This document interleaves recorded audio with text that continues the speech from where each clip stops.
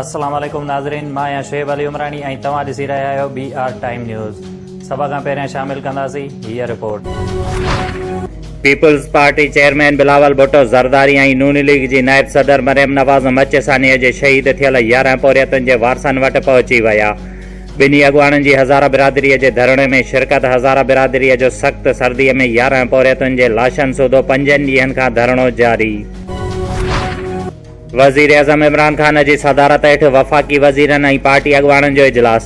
घरू वज़ीर शेख रशीद मच वाक़िए बाबति वज़ीर आज़म खे ब्रीफिंग ॾिनी। इजलास में शहीदनि जे वारसनि खे इमदाद ॾियण जी मंज़ूरी ॾिनी वई। वज़ीर आज़म इमरान ख़ान पारां मच जहिड़नि वाक़िअनि खे रोकण लाइ हिकमत अमली जोड़ण जी हिदायत। कोयटा में हज़ारा बिरादरीअ जे धरणे में पहुतल पीपल्स पार्टी चेयरमैन जी वफ़ाक़ी हुकूमत ते तनक़ीद। नेशनल एक्शन प्लान ते फौरी तौर ॿीहर अमल शुरू कराइण जो मुतालबो। बिलावल भुट्टो ज़रदारीअ चयो आहे त मासूम शहरियुनि जो क़त्ल रियासत जी नाकामी आहे। सानीअ ते सियासत करण न पर मुतासिरनि सां ॾुख वंडण आया आहियूं। नून लीग जी नायब सदर मरियम नवाज़ जी वज़ीर आज़म इमरान ख़ान ते सख़्त तनक़ीद। खेसि बहस हुक्मरान करार ॾेई छॾियो।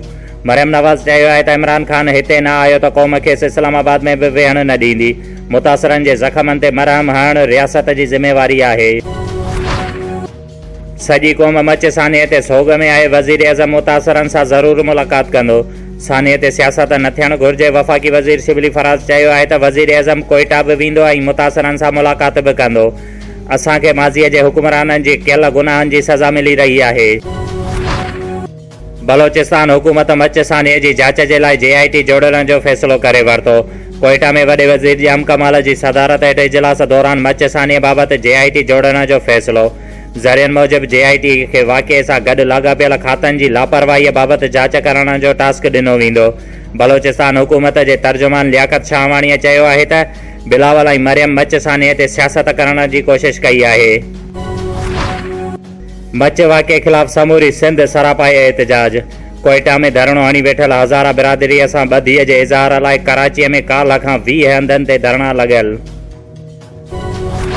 ग़रीब सिंध जे चूंडियल नुमाइंदनि पारां पाण खे फ़ाइदो पहुचाइण जो सिलसिलो जारी। सिंध असेंबलीअ जे पार्लियामानी सेक्रेटरीज़ जी पगारुनि अलाउंसिस ऐं सहूलियतुनि में रिकॉर्ड वाध जो बिल मंज़ूर।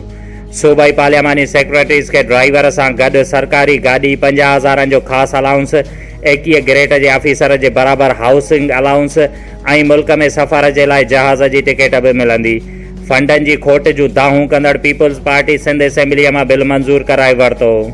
शुएब अली उमरानीअ खे ॾींदा इजाज़त। वधीक ख़बरुनि ऐं अपडेट्स लाइ ॾिसंदा रहो BR टाइम न्यूज़।